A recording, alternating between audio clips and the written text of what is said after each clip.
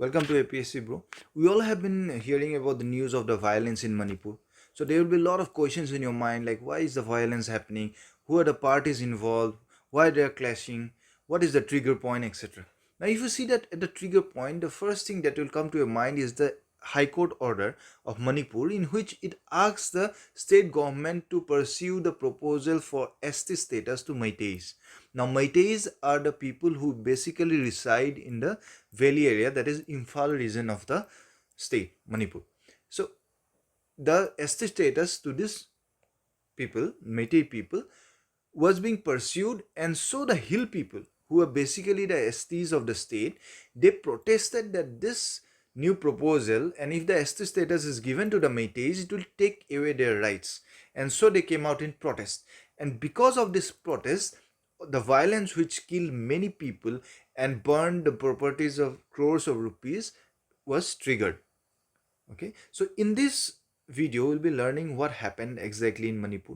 Why was the clashes that happened was triggered? Okay, was the trigger point just the ST status, or does it have any historical background?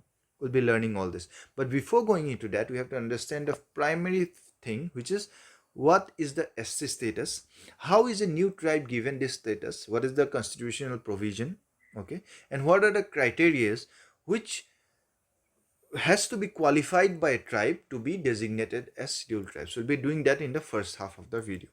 Let's begin the video. First thing, how is the new ST status given? Like, suppose now in case of Manipur, how will be the Meiteis given a new ST status? Now, for any tribe to be included in the scheduled tribe list, the first thing that will happen is that the state government has to initiate it. The state government has to recommend the tribe to be included. Now, suppose in case of Manipur, it will be the Manipur state government who will recommend that the Meiteis can be included in the scheduled tribe list. Now, once it is done, the proposal will go to the Tribal Affairs Ministry, who will review the proposal. And if they are satisfied, they will pass the proposal to the Home Ministry. So, the Registrar General of Home Ministry will approve the proposal, or he may reject it. Suppose he approves it, then the proposal will go to the National Commission for ST. We know there are two commissions, National Commission for SC and National Commission for ST. So the National Commission for ST will review it and he will pass it to the cabinet, who will take the final decision. Now, any inclusion in the scheduled tribe list or scheduled caste list is an amendment to the constitution. So it will be treated like any other constitutional amendment bill, and hence it has to be introduced in the parliament, and both the Lok Sabha and the Rajya Sabha has to pass it.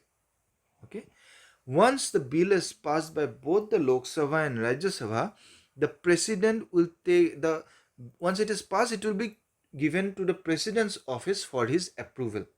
Okay, like any other constitutional amendment bill. So once the president approves the decision under Article 341 and 342, the tribe will be included in the scheduled tribe list. Okay, now one important question is that what is the requirement, like what is the qualification for a tribe to be a scheduled tribe? Okay, can any community be called a scheduled tribe, or there are certain qualifications? Yes, there are certain qualifications which need to be fulfilled, and these are followed in the selection process. First thing, the tribe should have some primitive traits. That is, the tribe under consideration has to have certain qualities of primitive traits. Okay, second thing, it should have a distinctive culture which can separate it from the mainland culture. Okay, second thing, geographical isolation.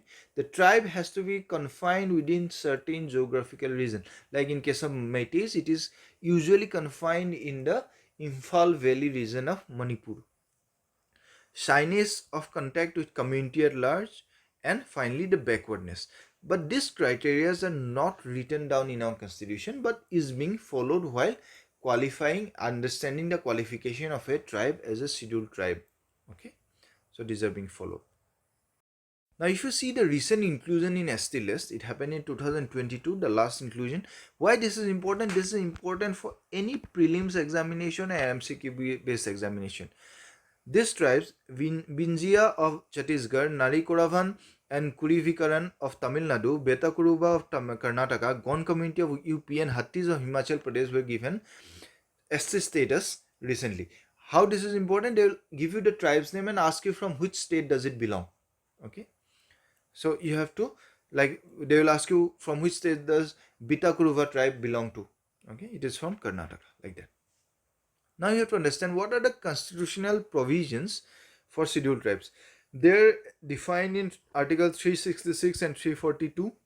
Article 342 empowers the President of India in consultation with the governor of the state to notify tribes as scheduled tribe in relation to that particular state or UT. The fifth schedule deals with the administration and control of scheduled areas of STs in all the states of the country except Assam, Meghalaya, Tripura and Mizoram. For these four states, Assam, Meghalaya, Tripura and Mizoram, the sixth schedule is there, which deals with the administration of these four state areas, scheduled areas. Okay. Fifth schedule and sixth schedule, you'll get plenty of questions from any prelims or MCQ based paper.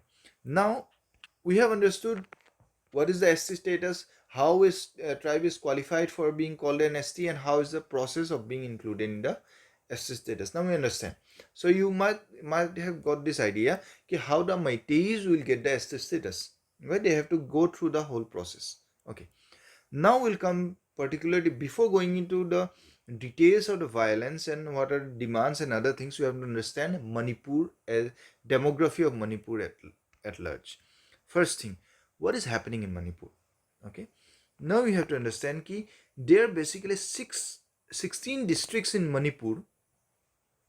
Okay, which are divided into valley and hill district. Now, if you see Manipur is more like a football ground or a cricket ground. The ground portion, that is the middle portion, is the Imphal Valley, which is basically plain.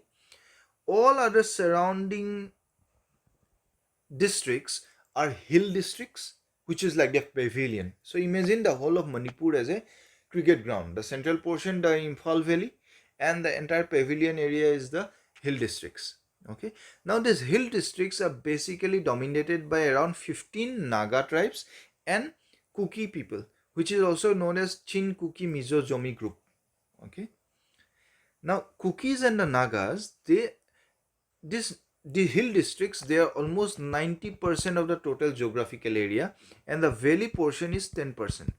Now the Cookies and the Nagas, which are the current STs of the state, covers this 90% geographical area, and Meiteis, which is around 54% of the total population. Keep this in mind. Meiteis, who is currently demanding the ST status, is around 54% of the total population, and they basically occupy 10% of the geographical area.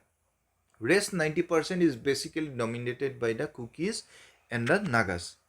Okay, so this is overall view of the Manipur state. Basically, Manipur is divided into hill and valley, and conflicts usually occur between the hill and valley.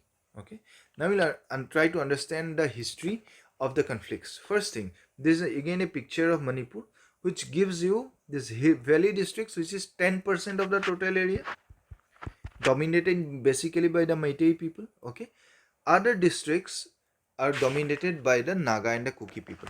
Now the Cookie people basically dominates the Senapati district and the Surasanpur district. Okay, now who are these Cookies? Cookies are the ethnic people basically covering Myanmar, Manipur, Mizoram, etc. It is believed that the Cookie people, who are also called Chin people in Myanmar, okay, they came to Manipur around 18th century. Okay, and they started occupying the area of these foothill areas. They acted as a buffer zone between the hill tribes and the plain people. Between the hill tribes, Naga people, and the plain Meitei people, the Cookies started settling. And now when they were settling in these areas, basically there was a tension basically with the Naga people. So the Naga and the Cookie fight started. Okay, because Cookies started taking land which basically or historically belonged believed to be belong to the Naga people, and basically whenever there will be two people contending for a particular geographical location, there will be conflicts. So Cookies and the Nagas have their own fights historically. NSCN people who NSCN IM who basically does this whole thing of uniting the Naga people of the entire northeastern state. They have their say. The Cookie people have their own militant groups, like the Cookies have uh, Cookie National Organization, United People Fronts. They have their own groups, militant groups. The Naga people have NSC and IM. Now, the Cookie groups and the NSCM, they have already gone into ceasefire agreements. NSC and IM in 1997 and the Cookie groups in 2008.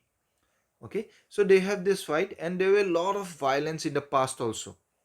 Like in 1993, uh, almost 115 Cookie civilians were killed.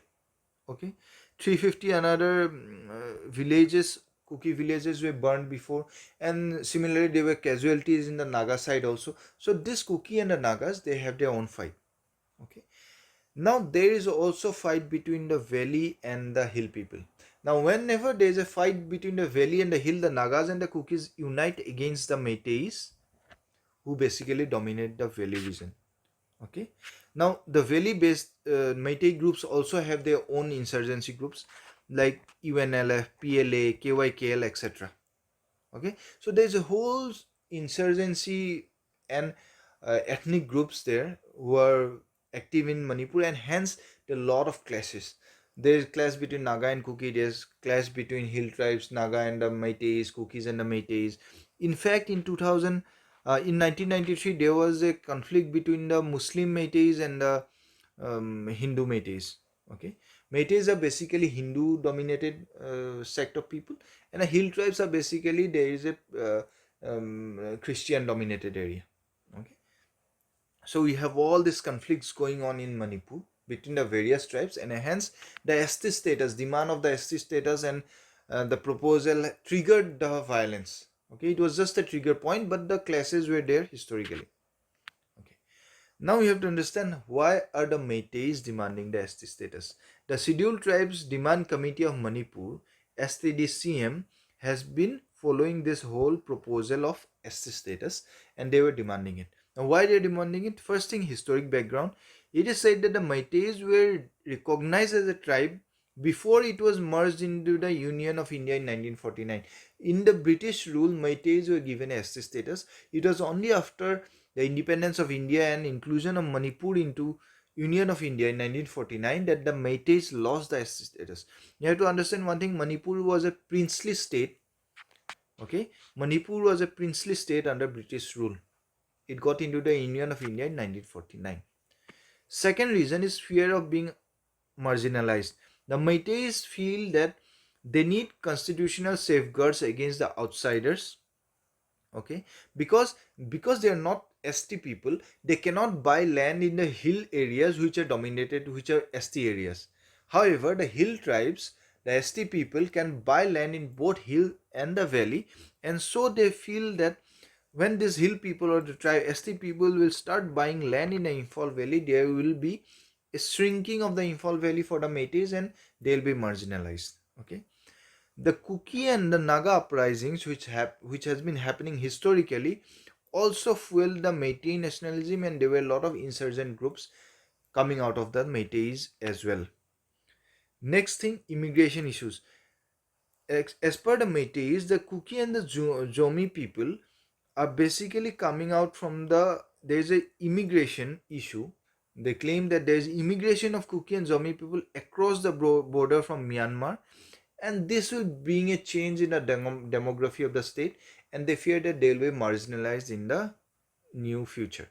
Okay, second thing, government jobs in Manipur. Basically, government is the largest employer, and they feel that the reservation for STs in is important for ensuring the jobs in the government sector for the Meiteis.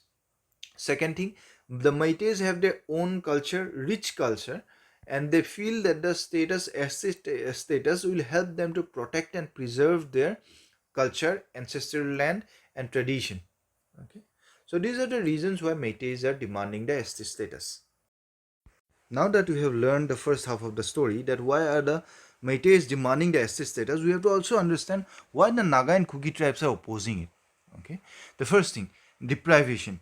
So according to the Naga and Cookie tribes, the Meiteis have a demographic and political advantage.